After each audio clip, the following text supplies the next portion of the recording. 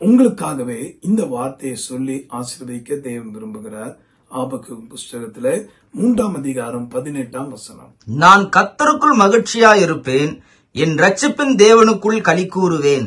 கர்த்தருக்குள் மகிழ்ச்சியா இருப்பேன். இன்னைக்கு இந்த ஃபண்டமெண்டல பிடிச்சுக்கோங்க. இதுதான் பேஸ்.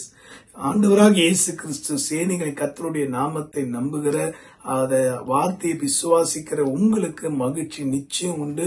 நிச்சயமாக இதுவரைக்கும் உங்களை துக்கப்படுத்தின துயரப்படுத்தின சகல காரியத்தை ஆண்டவர் கடிந்து கொண்டு விட்டார். ஆகவே மகிழ்ச்சியை வாழ கற்றுக்கொள்ளுங்க. கர்த்தர் உங்களோடு இருப்பாராக. ஜெபிப்போம். ஆண்டவரே, இந்த வார்த்தையின்படி ஒவ்வொரு உம்மோடு நடக்கட்டும். நீ கொடுத்த வார்த்தையின்படியே மகிழ்ச்சியை பெற்று சந்தோஷமா வாழ்ந்து கனப்படுத்த உம்மை மகிமைப்படுத்த உதவி செய்யும். மீட்பர் மூலமா ஜெபிக்கிறோம் எங்க நல்ல பிதாவே. ஆமென்.